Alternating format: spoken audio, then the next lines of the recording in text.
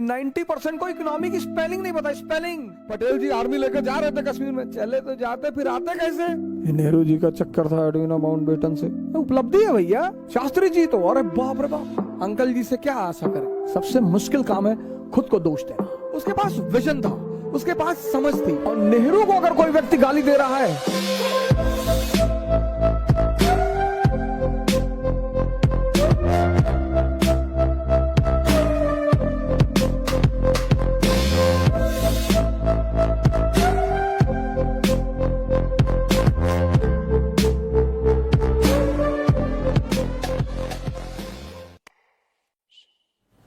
कल मैंने आपको डॉक्टर अंबेडकर की डिग्रियां बताई।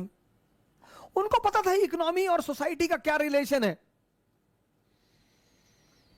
ये हमारे आजकल के 90% नेता, इनको इकोनॉमी की स्पेलिंग नहीं पता। 90% को इकोनॉमी की स्पेलिंग नहीं पता। स्पेलिंग सर, ये हमारे लिए लॉ बना रहे हैं, ये हमारे पढ़े लिखे ऑफिसरों को आदेश कर रहे हैं।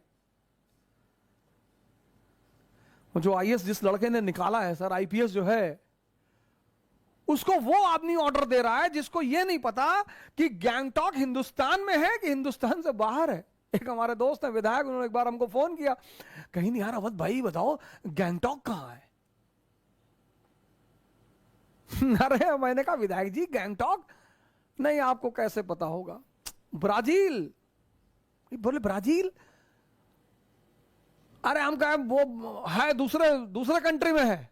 कहा हम पहले ही इनसे कह रहे थे कंट्री में है ही नहीं। एमएलए है sir, member of legislative assembly, नेता थे, अच्छे अच्छे पढ़े लिखे नेता। लगभग सारे नेता 1950 के आसपास के जितने भी नेता हैं, सबने किताबें लिखी हैं। नेहरू ने लिखा, मौलाना आजाद ने लिखा,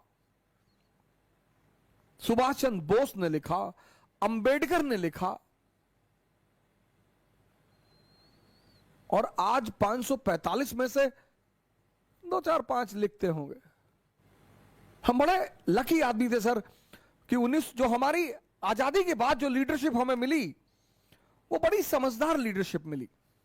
उसके पास विजन था, उसके पास समझ थी, और देश ने विकास के रास्ते पर कदम बढ़ाया। हम अनाज मांग रहे थे पूरी दुनिया से 1947 में, हमारे पास खाने को नहीं था। बहुत सारे लोग कहते हैं ना कि अरे नेहरू जी ने पटेल जी की सुनी नहीं, पटेल जी आर्मी लेकर जा रहे थे कश्मीर में, चले तो जाते फिर आते कैसे।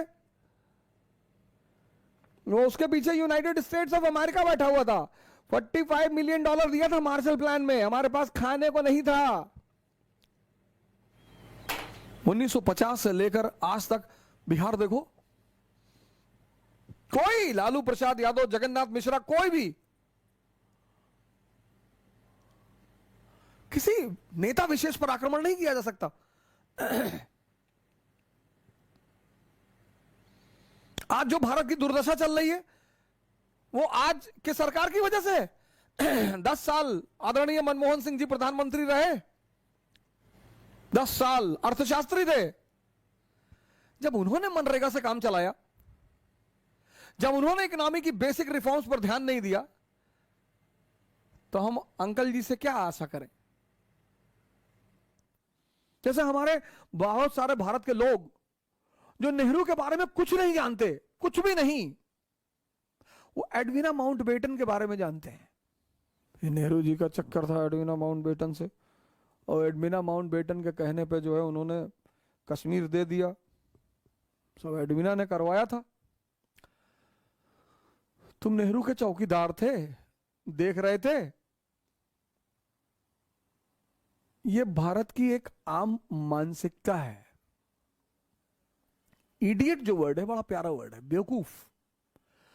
बेवकूफ मतलब जो दूसरे के जीवन में दखलंदाजी रखे। आप कैसे पता करोगे बेवकूफ है? उसकी बातों से। नॉन अलाइंड मूवमेंट बताओ, नहीं बताओ। फर्स्ट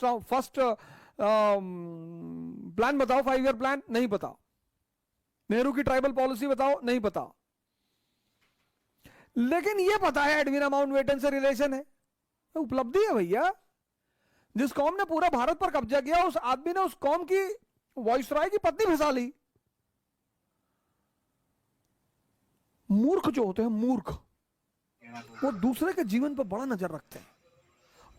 और कौन पार्टी, कौन सा दल, कौन सा नेता पिछले 30 साल नेहरू जी ने किया इस देश के लिए, बहुत किया। वो महान आदमी शास्त्री जी तो, और 12,000 रुपए अपनी कार का किस्त नहीं दे पाए शास्त्री जी। और नेहरू को अगर कोई व्यक्ति गाली दे रहा है तो वो ऐतिहासिक मूर्ख है, उससे बहस ही नहीं की जानी चाहिए। जो देश 1947 में कोई मान ही नहीं रहा था कि बचेगा ये देश, शुगर 800, बीपी 200, यूरिक एसिड 20,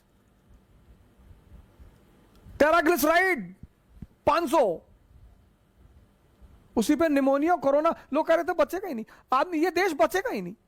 ये स्थिति थी 1947 में भारत की, और वहां से वो आदमी निकाल कर लाया।